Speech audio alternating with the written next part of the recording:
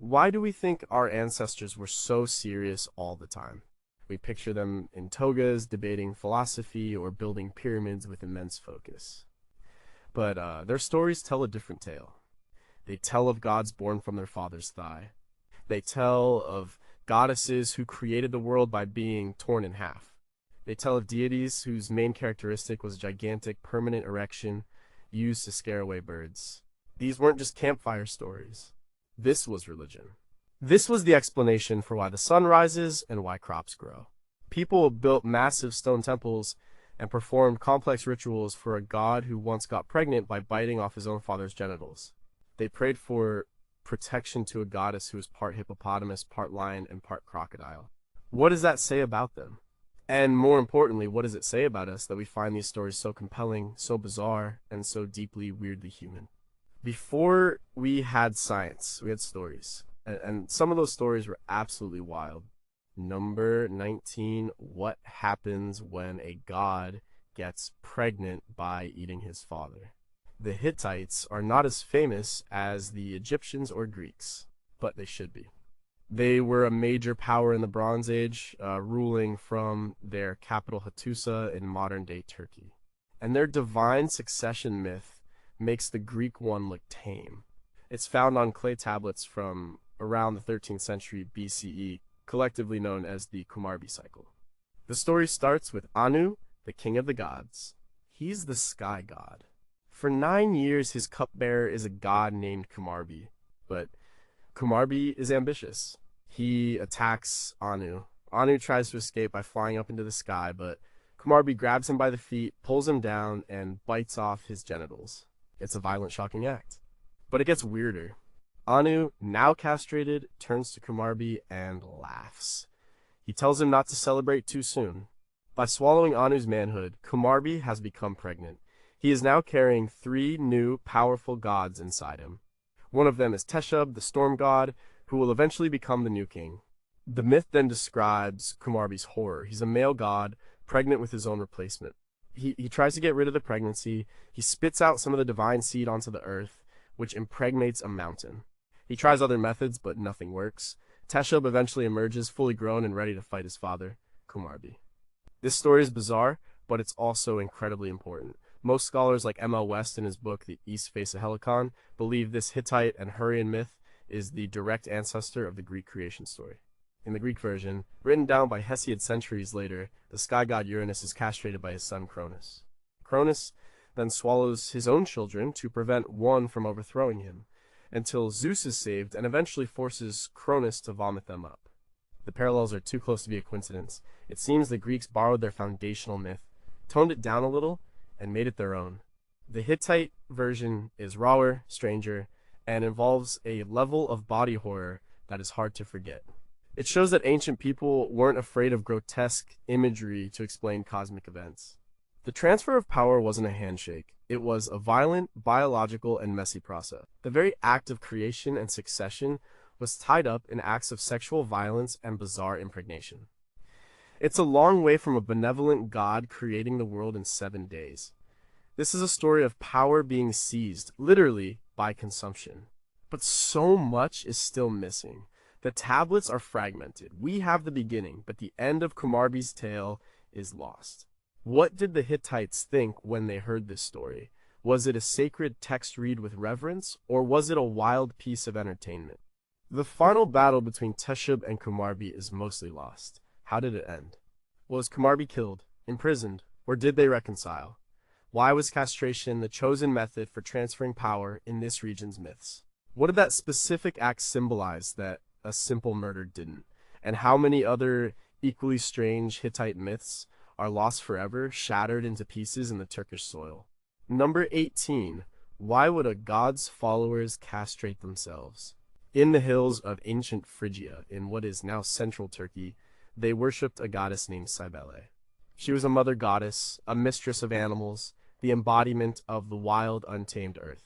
Her worship was loud, ecstatic, and bloody, and at the center of her cult was the tragic story of her lover, a beautiful young man named Attis. There are a few versions of the story, but the most common one, recorded by Roman writers like Ovid, goes something like this. Attis was a mortal shepherd loved by Cybele. He swore to be eternally faithful to her. But he wasn't. He fell in love with a nymph and planned to marry her. Cybele, in a jealous rage, descended upon the wedding feast and drove Attis mad. In his frenzy, he fled to the mountains. There, under a pine tree, he castrated himself with a sharp piece of flint. From his blood, violets sprang up. Attis died, but Cybele mourned him so deeply that she appealed to Zeus. Zeus agreed to preserve Attis's body from decay. His hair would continue to grow, and his little finger would forever move. In some versions, Attis is resurrected, becoming a symbol of the dying and rising vegetation of the year. This story became the central myth for the Galli, the eunuch priests of Cybele. During the annual festival known as the Day of Blood, or Dies Sanguinis, held in March, new initiates would work themselves into a religious frenzy with music and dancing, and then castrate themselves in emulation of Attis. The Romans, who adopted the cult of Cybele around 204 BCE, were both fascinated and horrified by this practice. The self-castration wasn't just a strange detail, it was the core of the ritual. The Roman poet Catullus wrote a long, terrifying poem about Attis, capturing the horror and regret he feels after the act. It wasn't seen as a simple sacrifice, but a total transformation, a loss of male identity to become a servant of the great goddess. These priests would then wear women's clothing and serve Cybele for the rest of their lives. For the Romans, whose culture was built on masculine ideals and civic duty, this was deeply unsettling. The state even forbade Roman citizens from becoming Galli for a long time. Archaeologists have found evidence of Cybele's cult across the Roman Empire, from Britain to North Africa. Small statues, altars, and ritual instruments tell a story of a faith that was both popular and controversial. It offered a kind of raw, emotional, religious experience that the more stately official Roman gods did not. It promised a connection to the cycles of life, death, and rebirth, but the details remain shrouded in mystery and Roman propaganda. Were the stories of self-castration true, or were they an exaggeration by Roman authors who found the foreign cult barbaric? Did every priest undergo this, or only a select few during specific rites? The act is so extreme, it's hard to comprehend as a widespread practice. What was the psychological state of someone who did this? Was it a moment of pure religious ecstasy, or something darker? And what did the myth of Attis truly mean? Was he just a vegetation god, or was his story a more profound statement about gender, sacrifice, and the overwhelming power of the divine feminine? We only have the outsider's view, colored by shock and suspicion. The inner world of an Attis worshipper is lost. Number 17, how do you worship a demon made of spare parts? The ancient Egyptians had thousands of years to develop their pantheon. They had gods for everything. Some were elegant and powerful, like Ra or Isis. Others were just strange. And one of the strangest and most beloved was Taweret. If you saw a statue of Taweret, you might think she was a monster, and you'd be partly right. She has the head and body of a pregnant hippopotamus, the paws of a lion, and the back and tail of a crocodile. She often stands on two legs holding the Sa symbol, which represents protection. She is a chimera, a combination of the most dangerous animals the Egyptians knew. The hippo, while looking placid, was responsible for countless deaths on the Nile. The lion was a fearsome predator. The crocodile was a silent killer lurking in the water. But Taweret was not a monster to be feared. She was a fierce protector. Specifically, she was the goddess of childbirth and fertility. Pregnant women and new mothers would wear amulets with her image. They would have household objects like pots and beds decorated with her form. Her job was to scare away the demons and evil spirits that threatened mother and child during the dangerous time of labor. Her terrifying appearance was her greatest weapon. It wasn't meant to scare humans, it was meant to scare the things that wanted to harm humans. Her cult was incredibly popular, not with the pharaohs and the high priests, but with ordinary people. Archaeologists find Taweret amulets in the ruins of workers' villages, like Deir el-Medina, where the tomb builders lived. This wasn't a state-sponsored religion, this was folk religion, a personal and direct appeal for help from a divine bodyguard.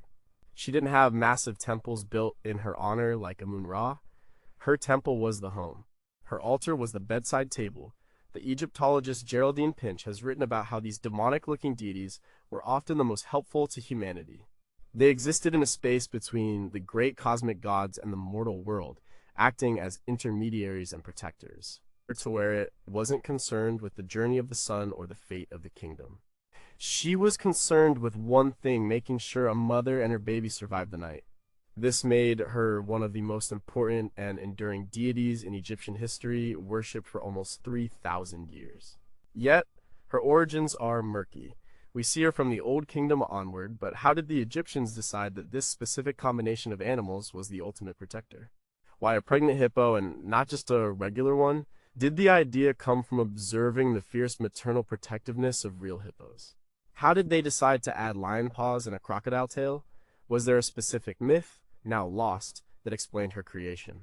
We have hymns and prayers to her, but no grand narrative story like that of Osiris and Isis. She just appears fully formed and ready to protect, and why was she a demon goddess, so much more popular among common people than some of the high gods? Does it show a disconnect between the official state religion and the beliefs of everyday Egyptians? We see her image everywhere, but her own story remains silent. Number 16, what if your head got replaced and nobody thought it was a big deal? Ganesha is one of the most recognizable and beloved gods in the Hindu pantheon. The elephant-headed god of beginnings, the remover of obstacles. His image is everywhere in India and beyond. People pray to him before starting a new journey, a new business, or even just a new day. But the story of how he got his elephant head is a strange tale of divine anger, accidental death, and a quick-thinking solution. The most popular version comes from the Shiva Purana. The goddess Parvati, wife of Shiva, wanted to take a bath. She didn't want to be disturbed, so she created a boy from the turmeric paste on her own body and brought him to life. She named him Ganesha and instructed him to guard the door and let no one in. Soon after, Shiva came home. Ganesha, being a loyal son who had never met his father, refused to let him pass. Shiva, the great ascetic god known for his fearsome temper, was enraged. He didn't know this was his son. He saw only a boy defying him. After a fierce battle, Shiva, in a fit of rage, cut off Ganesha's head. Parvati was inconsolable with grief and anger. To calm her, Shiva promised to bring the boy back to life. He sent his attendants, the Ganas, out with instructions to bring back the head of the first living creature they found with its head pointing north. The first creature they found was an elephant. They brought its head back, and Shiva attached it to Ganesha's body, resurrecting him. To make amends, Shiva declared that Ganesha would be the leader of his attendants, Ganapati, and that he would be worshipped first before any other god in any ritual. This story is told and retold across India. It's a foundational myth, but if you step back from it, it's deeply bizarre. A major god decapitates his own son in a fit of pique. The solution isn't to reattach the original head, but to grab the first one available. There's a strange mix of cosmic power and almost comical practicality. The story functions on multiple levels. As scholar Wendy Doniger points out in her works on Hindu myths, these stories are often filled with contradictions and family drama that mirror human life, just on a cosmic scale. It's a story about parental conflict, mistaken identity, and making amends. The elephant head itself is full of symbolism. The large head represents wisdom. The large ears represent the ability to listen. The trunk can uproot a tree or pick up a needle, representing both great strength and fine discernment. The story provides an origin for these attributes, but the core narrative is still one of a tragic, avoidable accident, followed by a miraculous, if strange, fix. But many questions linger around this famous story. Are there older, pre-Hindu elephant or nature spirits that merged to become the Ganesha we know today? Some scholars suggest he has roots in tribal and folk deities. Why was an elephant chosen? Was it simply the first animal found, as the myth says, or does it connect to the elephant's symbolic importance as a royal and powerful animal in ancient India? The story explains how he got the head, but not why the original head couldn't be used. Was it destroyed, or is its loss symbolic of a transition from one state of being to another? And how did this story of a family tragedy transform into the worship of the most auspicious and benevolent of gods? The gap between the violent myth and the gentle god is vast. Number 15. What if the god of cattle was also the god of magic and the underworld? In the vast plains and deep forests of Eastern Europe, the ancient Slavs had a complex view of the world. Their pantheon is not as well documented as the Greek or Norse ones, largely because they didn't have a writing system until they were Christianized. What we know comes from folktales, Christian chronicles that describe pagan beliefs, and comparative mythology. At the heart of their cosmic struggle was a conflict between Perun, the thunder god in the heavens, and Veles, a mysterious god who lived down below. Veles was not a simple devil figure. He was one of the most important and complex Slavic deities. He was the god of the underworld, but not a place of punishment. It was a watery, grassy realm called Nav, where the souls of the dead grazed alongside spirit animals. Because of this, Veles was the god of cattle and wealth. Your herd's health depended on him. He was also the god of magic, wisdom, and the arts. He was a shapeshifter, often appearing as a bear or a wolf. His horns, a common feature in his depictions, linked him to both cattle and the wild forests.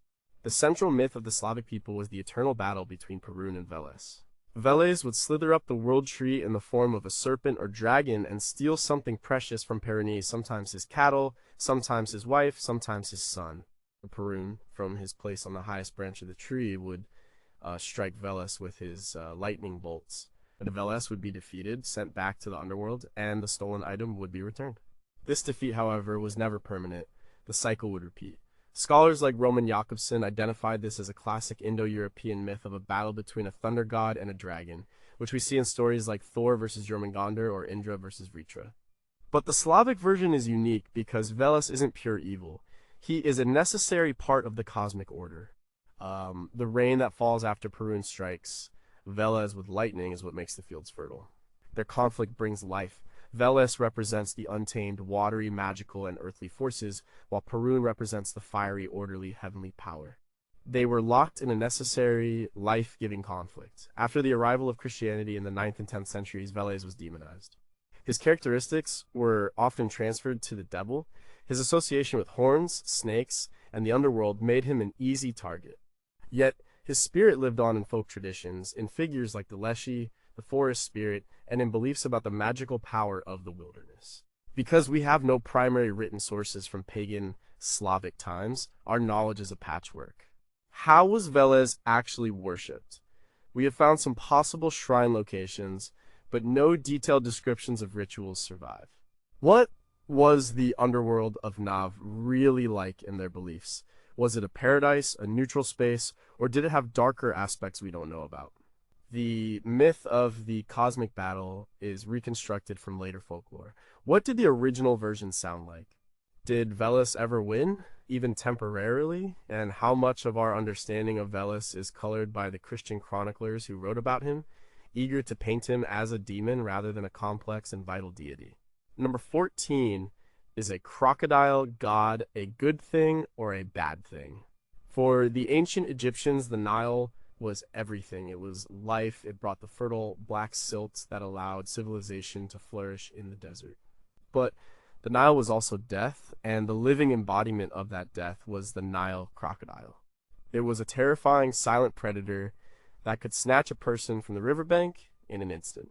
So what do you do with a creature that is both a symbol of the river's life-giving power and its sudden, violent danger? You make it a god. That god was Sobek. Depicted as a man with the head of a crocodile, or as a full crocodile, Sobek was one of Egypt's most enduring and complex deities. His nature was, like the crocodile itself, dual. On one hand, he was a god of fertility linked to the Nile's annual flood. His presence was a sign of a healthy, life-giving river.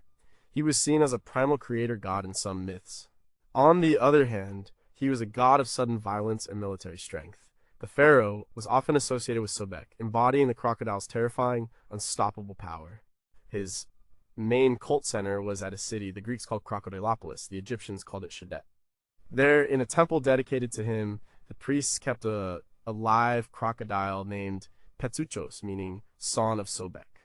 This crocodile was considered the living incarnation of the god.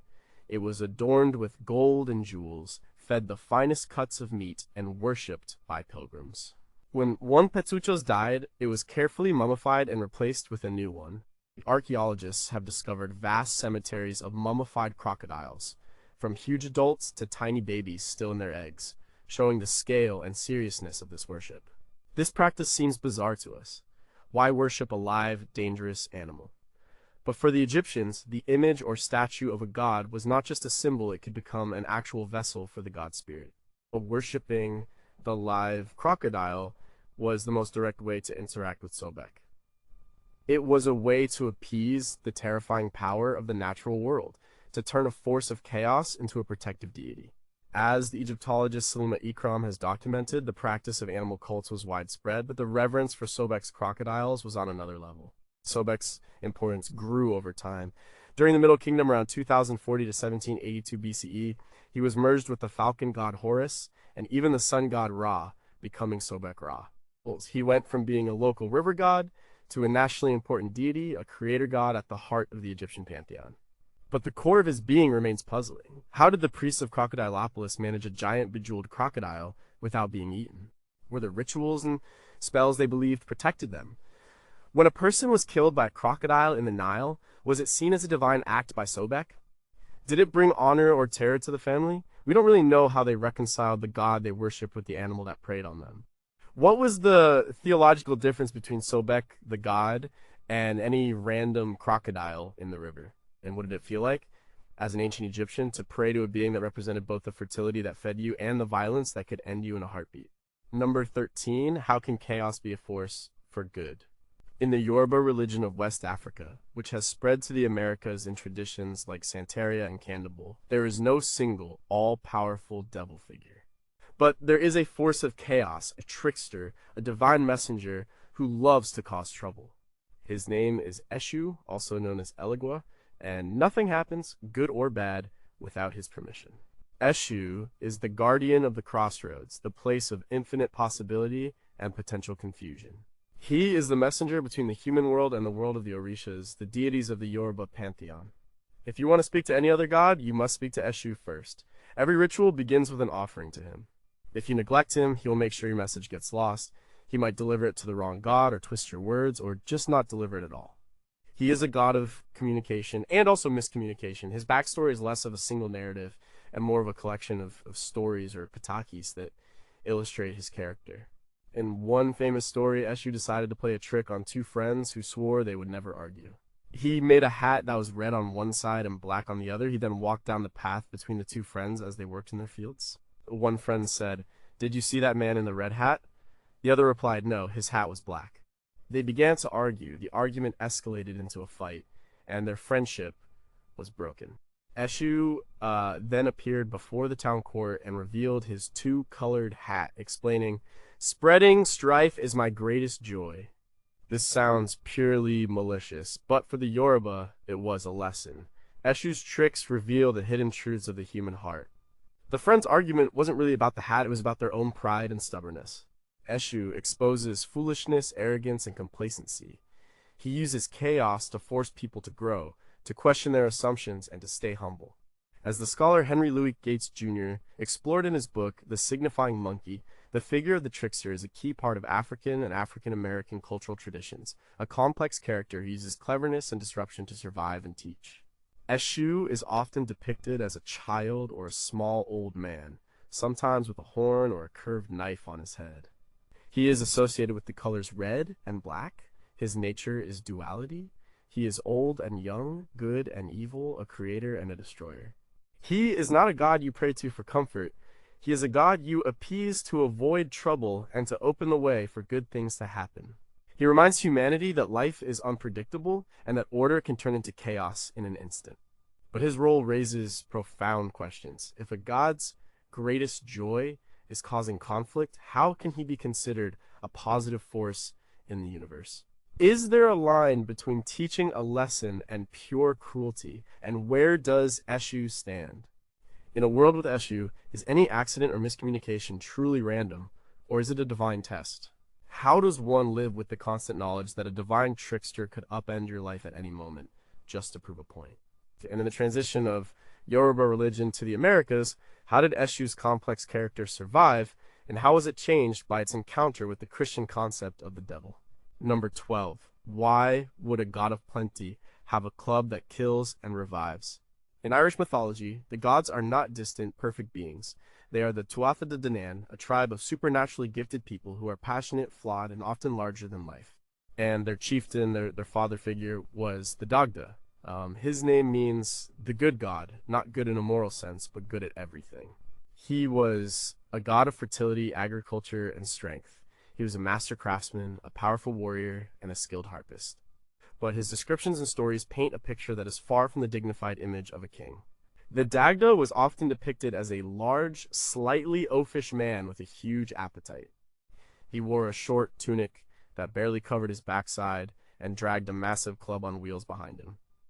This club was one of his two great magical possessions. One end of the club could kill 9 men with a single blow. The other, gentler end, could bring the dead back to life. His other possession was a cauldron that was never empty. No matter how many people came to it, it could provide enough food for everyone. It was called the Undri, the Cauldron of Plenty.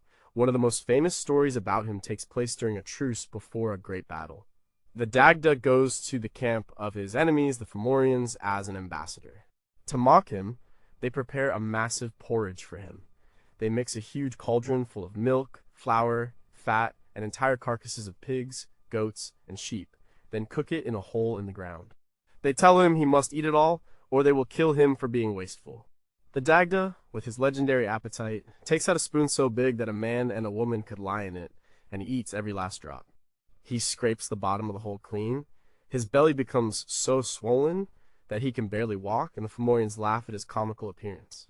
But he has met their challenge and survived. This story, found in the collection of texts known as the mythological cycle, shows the strange nature of the Dagda.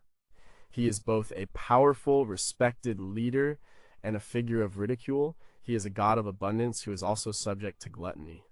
He has a club of life and death, symbolizing his control over the natural cycles. As scholars like Miranda Green have noted, Celtic deities often embodied these contradictions, reflecting a worldview where nature was both a provider and a destroyer, and the gods were just as unpredictable. The Dagda is a complex figure, a far cry from a stern skyfather. He is earthy, flawed, and powerful in a very grounded way. He is the provider, the protector, and sometimes the punchline, but his stories leave us wondering. What is the deeper meaning of his magical club? Why does it have the power to both kill and restore life? Is it a metaphor for the seasons, for the cycle of death and rebirth in agriculture? The story of the porridge seems like a folktale. Did it have a deeper ritual meaning that is now lost to us? How was the Dagda actually worshipped by the ancient Irish? We have the stories, written down by Christian monks centuries later, but we have almost no information about the religious practices associated with him. And how much of his oafish, comical character was part of the original pagan belief, and how much was added by the monks who wrote the stories down, perhaps to make the old god seem less threatening. Number 11. What if God was a faceless, genderless disc? For over 1,000 years, ancient Egypt had a rich and stable polytheistic religion. There were hundreds of gods, from the mighty Ra to the household protector Taweret. Then, in the 14th century BCE, a pharaoh came to the throne who decided to throw it all away. His name was Akhenaten, and his god was the Aten. The Aten was not a new god. It had existed as a minor aspect of the sun god. It was the physical disk of the sun, the literal circle you see in the sky. But for Akhenaten, the Aten was not just one god among many, it was the only god. He declared that all other gods were false. He closed their temples, chiseled their names from monuments, and redirected their revenues to the cult of the Aten. It was one of the first, if not the first, recorded instances of monotheism in history. This was a radical, shocking change. Egyptian religion was deeply embedded in every aspect of society. By erasing the old gods, Akhenaten was upending the entire culture. He moved the capital city from Thebes to a brand new city he built in the desert, Akhetaten, the horizon of Aten. The art style changed dramatically, becoming more naturalistic and strange, with depictions of the royal family, including Akhenaten himself, with elongated skulls and swollen bellies. The strangest part was the god itself. The Aten was never depicted in human or animal form, unlike every other Egyptian deity. It was always shown as a golden orb in the sky with long rays of light extending downwards. At the end of each ray was a small human hand, often shown offering the Ankh, the symbol of life, to the nostrils of Akhenaten and his queen, Nefertiti. The Aten had no gender, it had no personality or backstory, it didn't fight battles or have family squabbles like the other gods. It was a universal, abstract creator, the source of all life on Earth, not just in Egypt. This is clear from the Greet hymn to the Aten, a beautiful piece of poetry found inscribed in a tomb at Akhenaten, which describes the Aten's power over all nations and all living things. But this religion had a major catch. Only one person could truly communicate with the Aten, the pharaoh Akhenaten. For everyone else, the royal family became the mediators. Ordinary people were expected to worship Akhenaten and Nefertiti, who would then pass their worship on to the Aten. This new religion, while a form of monotheism, was not a religion for the people. It was a religion centered entirely on the king. As the Egyptologist Dominic Montserrat argued, it was a highly personal and exclusive faith. Akhenaten's revolution did not last. After his death around 1336 BCE, his son Tutankhamun reversed the changes. The old gods were restored, the temples reopened, and the capital moved back to Thebes. Akhenaten's city was abandoned, and his name was systematically erased from history. He became known as that criminal or the enemy, but the questions about his strange god remain. What caused Akhenaten to make such a drastic religious change? Was it a genuine spiritual revelation or a political move to break the power of the wealthy and influential priests of Amun-Ra? Why did he choose the physical disk of the sun as his one god, stripping away all mythology and personality? The rays ending in hands are a unique and bizarre image. Where did this specific iconography come from? And did this brief 17-year experiment with monotheism have any influence on later religions, like Judaism? It's a question scholars have debated for over a century with no clear answer. The era of the faceless sun disk is one of history's most profound and unanswered mysteries. Number 10, is it better to be a lame god on earth or a perfect one in heaven? The Greek gods of Olympus were known for their beauty, power, and perfection. Zeus had his thunderbolts, Apollo his music and prophecies, and Aphrodite her unparalleled beauty.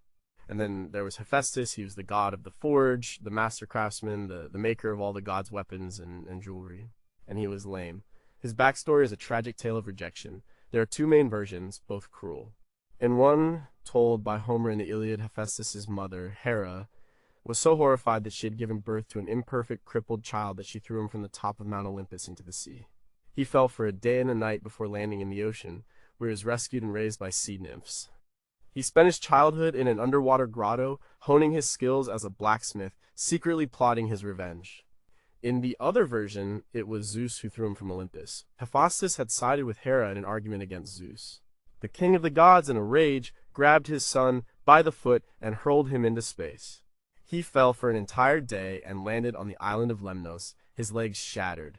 The people of Lemnos cared for him, and he built his forges there, deep within a volcano. Either way, his story is one of being cast out for his physical imperfection. Yet, he is the most skilled and productive of all the gods. He creates Zeus's thunderbolts, Achilles' armor, Hermes' winged helmet, and Aphrodite's magical girdle.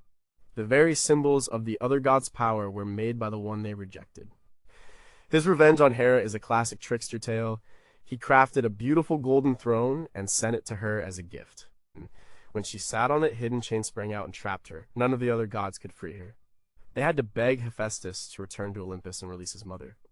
He only agreed after Dionysus, the god of wine, got him drunk. Hephaestus is a complex figure. He is the only Olympian with a physical disability. He is the only one who truly works for a living. His marriage is a disaster. He is wedded to Aphrodite, the goddess of love and beauty, who is constantly unfaithful to him, most famously with his brother Ares, the god of war. A famous story tells of Hephaestus forging an unbreakable, invisible net to catch the lovers in the act, then displaying them for the mockery of the other gods. As classicist Mary Lefkowitz has discussed, Hephaestus represents a different kind of power. Not the power of physical might or perfect beauty, but the power of creation, technology, and skill. He is the divine artisan, the god of the working class. He is an outsider among the Olympian elite, and his stories often highlight their hypocrisy and cruelty. But his myth leaves us with unsettling thoughts. Why did the Greeks, who so valued physical perfection in their art and athletics, have a disabled god at the center of their pantheon? Was it to show that true worth lies in skill and not appearance? Or was his disability a metaphor for something else, perhaps the dangerous and often deforming nature of fire and metalworking itself? What does it say about the divine family that they would cast out one of their own for being born different? And despite his skills being indispensable, he is constantly mocked and cheated. Does his story suggest a deep-seated Greek anxiety about the value of labor versus the inherited status of the aristocracy? Number 9. What if the universe was made from a dead giant's body? Many creation myths begin with a divine word or a cosmic battle. The Chinese creation myth of Pangu begins with an egg. For thousands of years, everything in the universe was contained within a giant black egg. Inside this egg, the opposing forces of yin and yang were all mixed up in chaos. And also inside this egg, the giant Pangu slept and grew. After 18,000 years, Pangu woke up. He stretched, and in doing so, he cracked the egg. The lighter, purer parts of the egg, the yang, floated up and became the heavens. The heavier, impure parts, the yin, sank down and became the earth. Fearing that the sky and earth might merge back together, Pangu stood between them. He pushed the sky up with his hands and pressed the earth down with his feet. Every day, the sky grew 10 feet higher, the earth grew 10 feet thicker, and Pangu grew 10 feet taller. This went on for another 18,000 years, until the sky was firmly in place. His job was done. Pangu was now an immense giant holding the very cosmos apart. Exhausted from his work, he lay down and died. But his death was not an end. It was a beginning. His body became the world, as we know it. His breath became the wind and clouds, his voice became the thunder, his left eye became the sun, and his right eye became the moon. His arms and legs became the 4 directions and the great mountains. His blood became the rivers, and his veins became the roads and paths. His flesh became the soil of the fields, and his hair became the stars in the sky. The hair on his body became the trees and plants, and the parasites on his body, carried by the wind, became human beings. This story, first recorded by the Taoist author Xu Zhang in the 3rd century CE, is a powerful and bizarre image of creation. The world is not a deliberate construction by a thinking creator. It is the result of a cosmic accident and the decomposition of a divine corpse. Humanity itself is an afterthought born from the fleas on a giant's body. It is a profoundly unsentimental and organic view of the universe. The world is not made for us. We are simply a byproduct of its formation. This type of myth, known as the cosmic giant or Deus Faber myth, is found in other cultures. In Norse mythology, the giant Ymir is killed by the gods, and his body is used to create the world. In Hindu cosmology, Purusha is a cosmic man whose body is sacrificed to create all of life. But the Pangu story has a unique passivity to it. Pangu doesn't fight anyone. He just wakes up, does his job, and dies. The creation of the world is an almost unconscious process. But the origin of this myth is debated. Is Pangu a truly ancient Chinese myth? Or was it a later story, perhaps influenced by ideas from India or other cultures? The fact that it was first written down in the 3rd century CE, relatively late in Chinese history, makes some scholars question its antiquity. Why is humanity's origin so humble in this story, springing from parasites? What does this say about the Taoist worldview and humanity's place in the cosmos? And if the world is the body of a dead giant, does that mean it is finite? What happens when the body fully decomposes? It's a creation myth that raises as many questions as it answers. Number 8. What happens when a goddess of creation becomes a rotting corpse?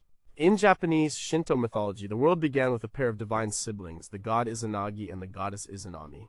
They stood on the floating bridge of heaven and churned the chaotic ocean below with a jeweled spear. The drops that fell from the spear formed the first island.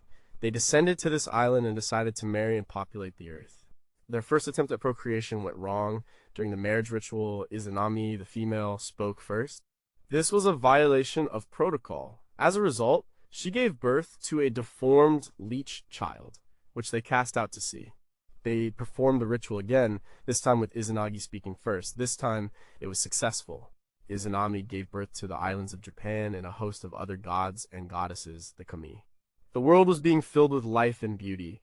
But then came tragedy. Izanami's final child was the god of fire, Kagutsuchi.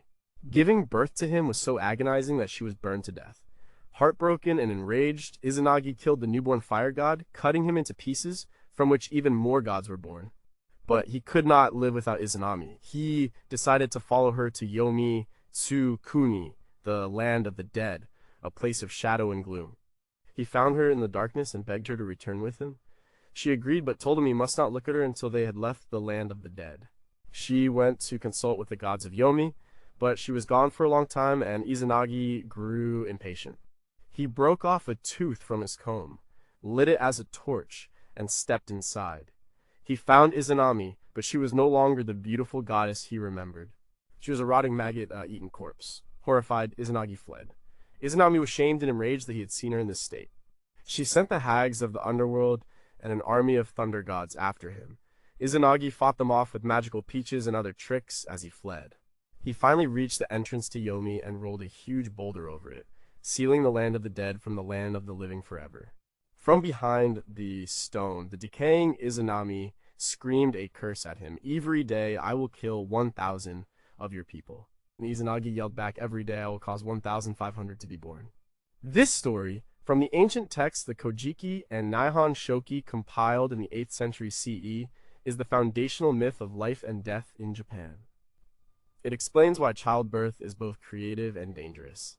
It explains why death is final. The goddess of creation becomes the goddess of death. The loving couple becomes bitter enemies, setting the balance of mortality for all time.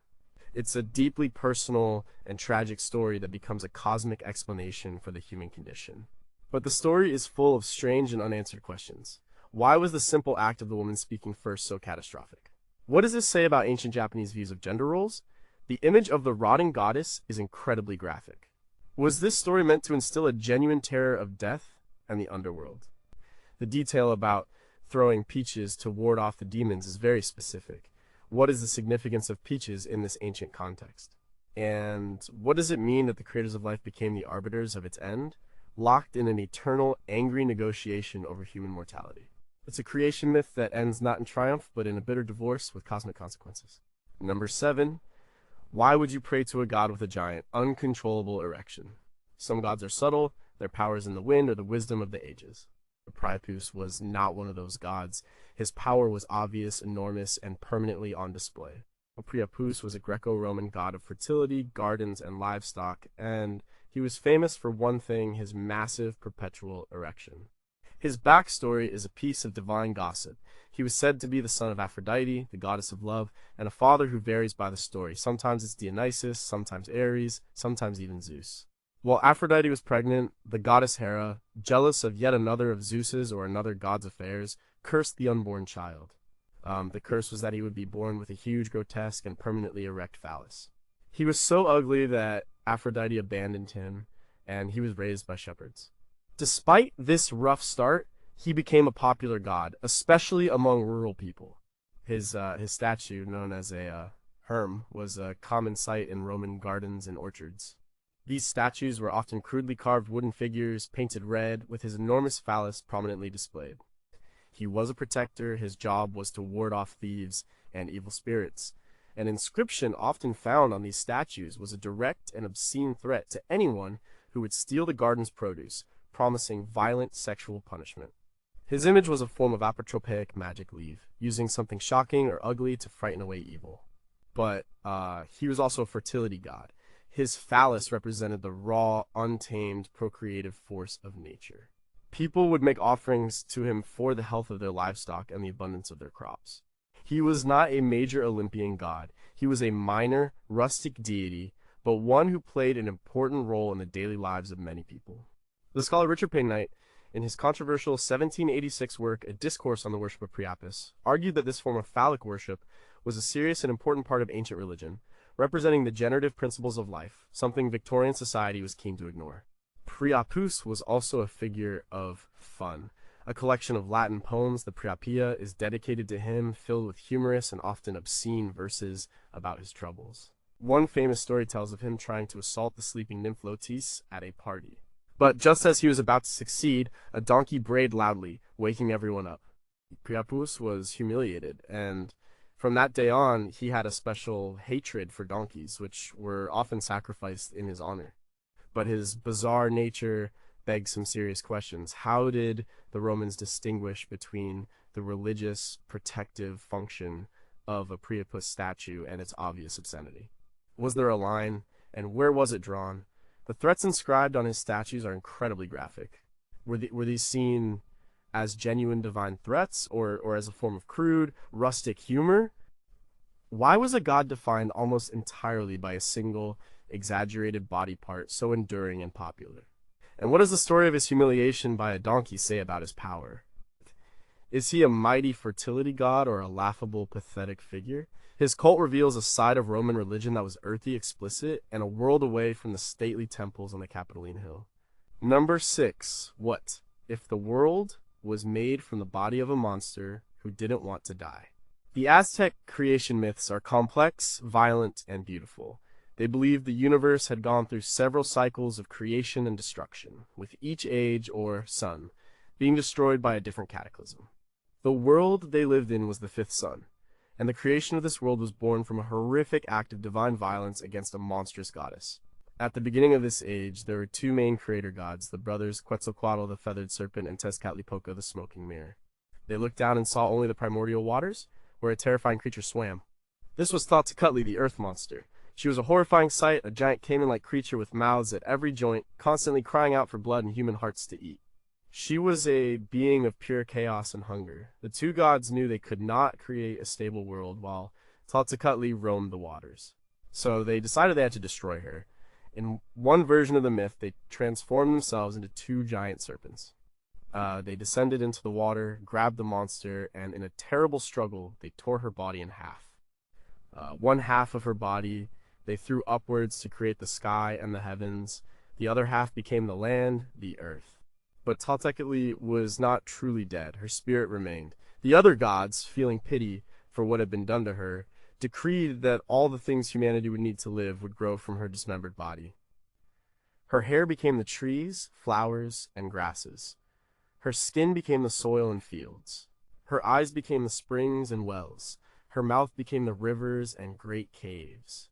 But she was still in agony, and sometimes, at night, she could still be heard screaming, demanding human hearts to drink and blood to quench her thirst. This is why the Aztecs believed in the necessity of human sacrifice. It was not simple cruelty. It was a cosmic debt. The world they lived on was the body of a tortured, angry goddess, and she needed to be fed and appeased. The blood of sacrifice was nourishment for the earth itself. Every temple, every crop, every city was built upon this foundation of divine suffering. This myth is recorded in post-conquest sources like the Historia du Mexique. Archaeologists have also found direct evidence, such as a massive 12-ton monolith of Tezcatli unearthed in Mexico City in 2006, depicting her in a birthing squat, a symbol of both her creative and destructive power. It is a terrifying and profound creation story.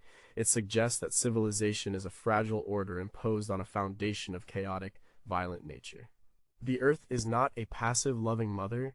It is an aggrieved, hungry entity that must be constantly pacified. This worldview raises many questions. How did it feel for the Aztecs to live on the body of a screaming, dismembered goddess? Did it create a sense of constant fear or a deep sense of responsibility? Tezcatli is often depicted with both male and female characteristics. What did this gender ambiguity mean to the Aztecs? Was she seen as the origin of both sexes? Unlike other creation myths where the monster is simply killed, Tezcatli's suffering is ongoing.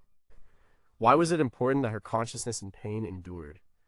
And how much of our understanding of this myth is colored by the Spanish chroniclers who recorded it, who were already predisposed to see the Aztec religion as demonic and bloodthirsty? Number 5. How did Loki give birth to an 8-legged horse? Loki is the most compelling and confounding figure in Norse mythology. He is not a god in the same way as Odin or Thor. He is a blood brother to Odin, a giant by birth who lives among the Aesir gods in Asgard. He is a shapeshifter, a trickster, a brilliant problem solver, and the cause of almost every problem the gods face. His stories are a mix of hilarious antics and universe-ending malice, and one of the strangest stories about him involves an 8-legged horse. The story, told by Snorri Sturluson in the 13th century prose Edda, begins shortly after Asgard was built. The master builder, a giant in disguise, came to the gods and offered to build an impenetrable wall around their realm. The price was steep. He wanted the sun, the moon, and the hand of the goddess Freya in marriage.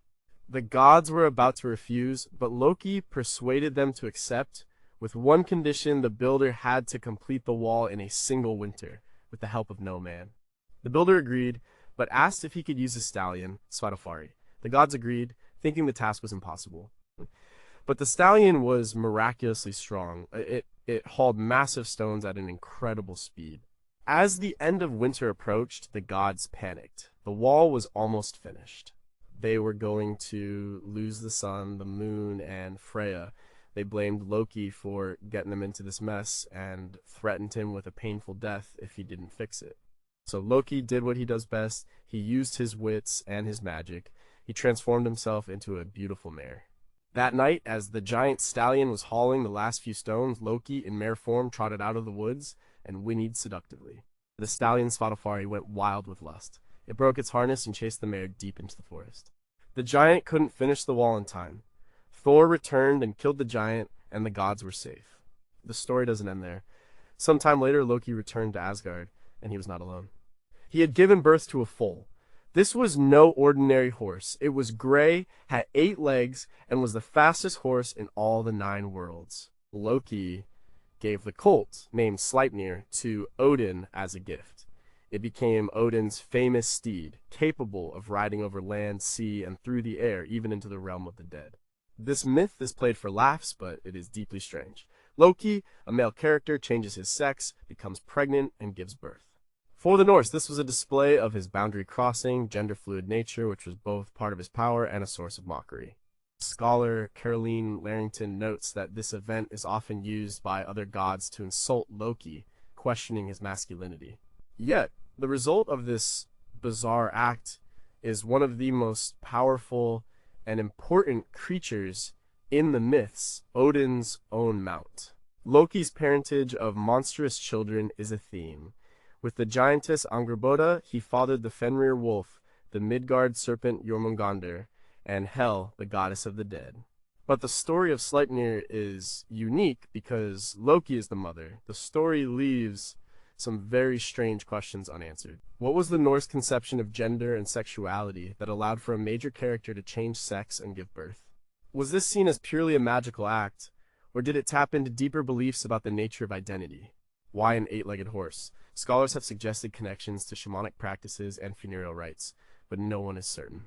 Does Loki's ability to give birth to monsters and wonders alike mean he is a force of creation as much as destruction? And how did Odin feel about his blood brother giving him a horse that was also, technically, his nephew? The Norse myths accept this bizarre event with a surprising lack of commentary, leaving us to wonder at the worldview that produced it. Number 4, how can you be born twice, once from your mother and once from your father's thigh? Dionysus is the god of wine, frenzy, theater, and religious ecstasy. He is the ultimate outsider god of the Greek pantheon. He is always arriving, always foreign, always disrupting the established order. And his birth story is one of the strangest and most telling things about him. It explains why he is a god of 2 worlds, both mortal and divine, and why he is called the twice-born. The story begins with Semele, a mortal princess of Thebes. Zeus, the king of the gods, fell in love with her and visited her in secret. When Zeus's wife Hera found out, she was filled with her usual jealous rage. She disguised herself as an old woman and befriended Semele. She planted a seed of doubt in the young woman's mind, suggesting that her lover might not be Zeus at all, but some monster in disguise. The only way to be sure, the old woman said, was to make him swear an oath to grant her one wish, and then wish for him to appear in his true divine form. Semele tragically followed this advice. She made Zeus swear by the river Styx, an unbreakable oath. Then she made her request. Zeus begged her to choose something else, knowing what would happen, but he was bound by his oath. He appeared before her in his full glory, a being of lightning and thunder. As a mortal, Semele could not withstand the sight. She was instantly incinerated. But she was pregnant with Zeus's child. As she burned, Zeus managed to snatch the unborn infant from her womb. The baby was premature and could not survive on its own. So Zeus did something extraordinary. He cut open his own thigh, placed the infant Dionysus inside, and sewed it shut. He carried the baby in his thigh for the remaining months of the pregnancy. When the time came, he gave birth to Dionysus from his leg. This is why Dionysus is the twice born, once from a mortal mother, and once from a divine father. This myth, detailed by writers like Euripides in his play The Bacchae, is fundamental to understanding Dionysus. He is a god who has experienced death, or at least the death of his mother at the moment of his birth. He is a god who has been carried in both a female womb and a male one. He exists on the boundaries between life and death, mortal and immortal, male and and female. This dual nature is reflected in his worship, which involved ecstatic, boundary-dissolving rituals where worshippers felt they became one with the god.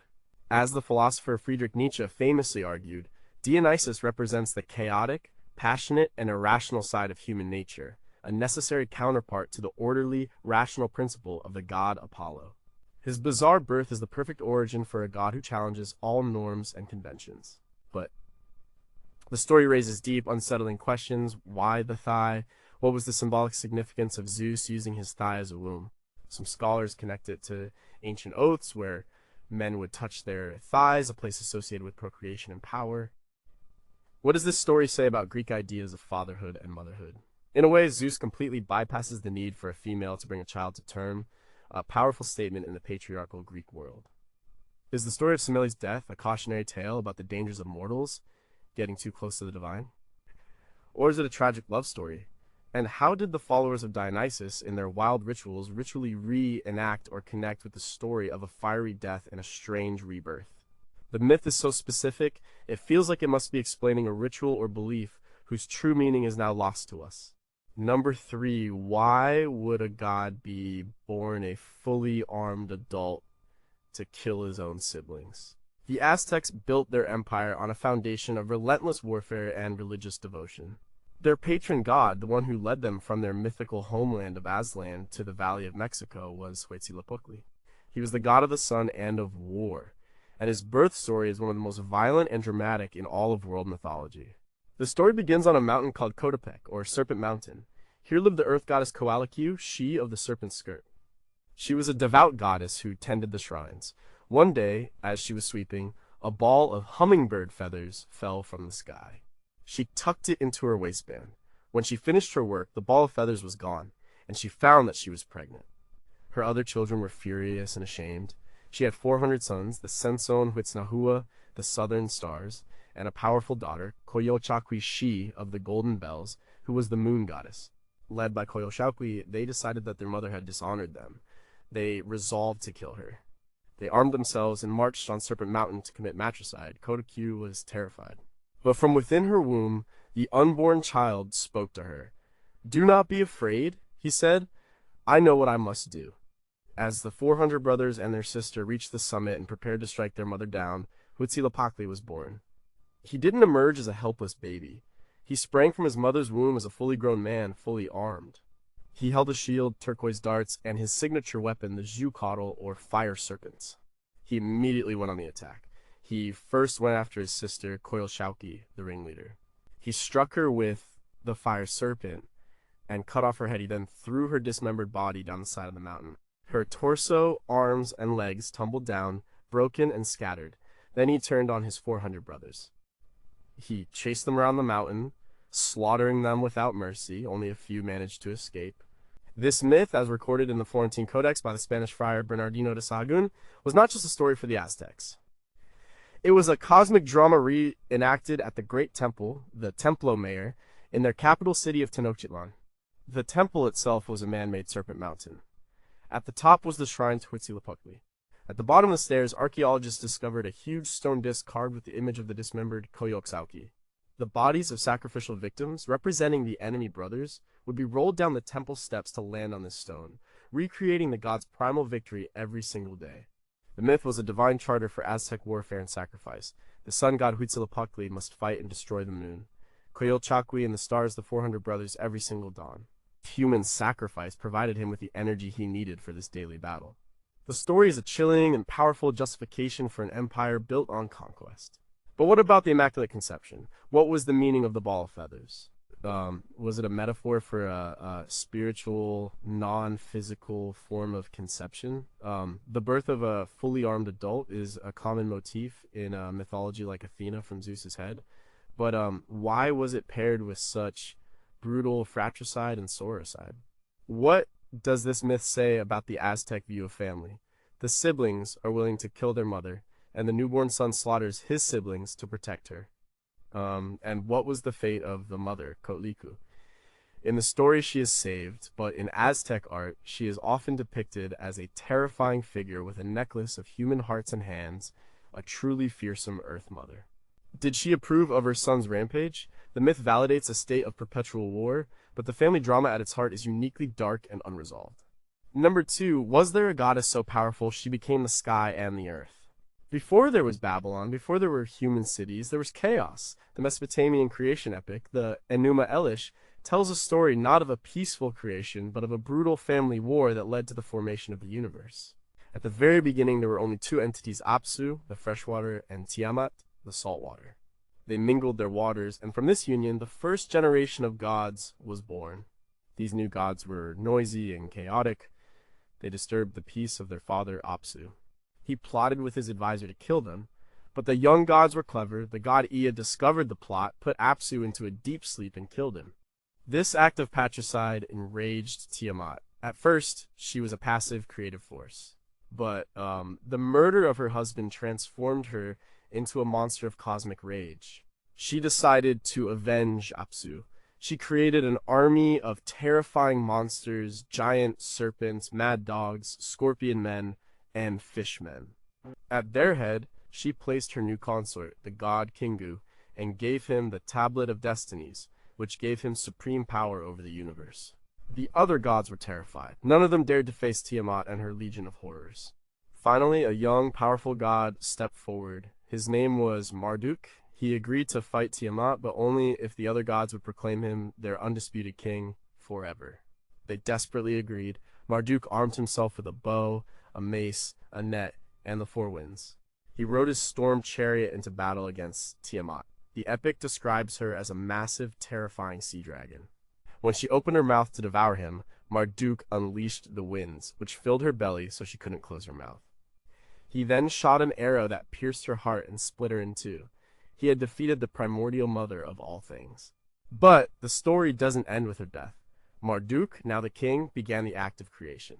And he used Tiamat's corpse as his raw material. He took her massive body and split it in half like a shellfish. He set up one half to form the arch of the sky, creating the heavens.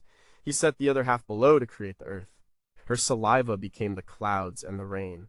Her eyes became the sources of the Tigris and Euphrates rivers. He then took the Tablet of Destinies from the defeated Kingu, solidifying his own rule. Finally, he used Kingu's blood to create humanity, whose purpose was to serve the gods and relieve them of their labors. This story, which was probably recited annually during the Babylonian New Year festival, is a powerful piece of political propaganda. And it justifies the rise of Babylon and its patron god Marduk to supremacy over the other Mesopotamian city-states. But it is also a bizarre and violent creation myth.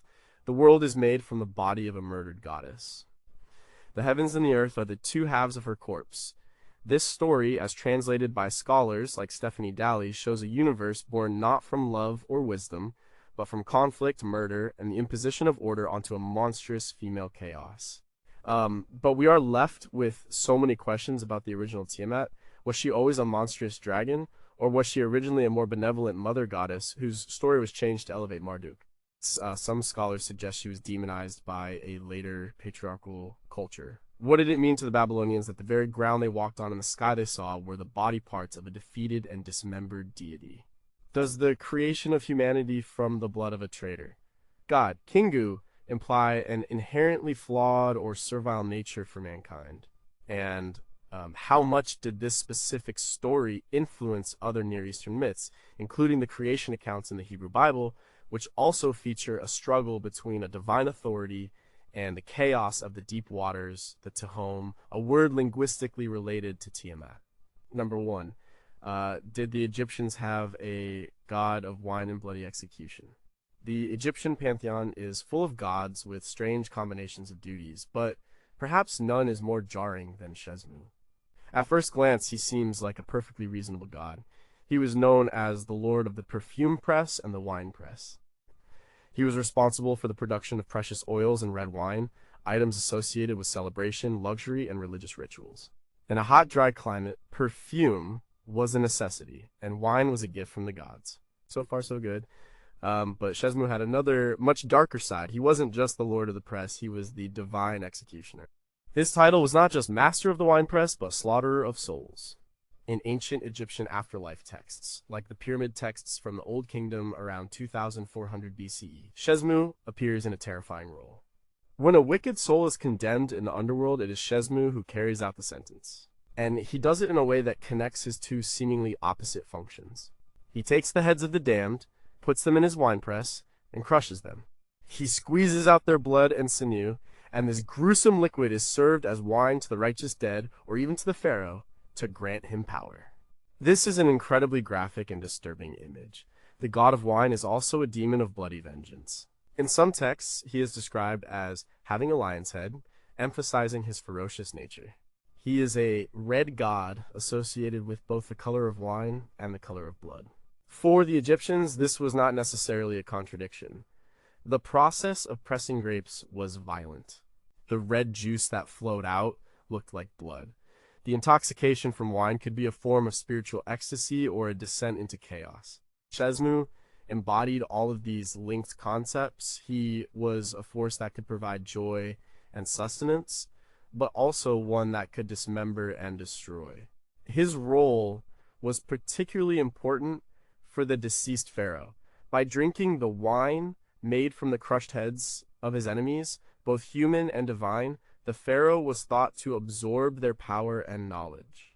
Shesmu acted as the king's brutal chef in the afterlife, preparing this macabre feast.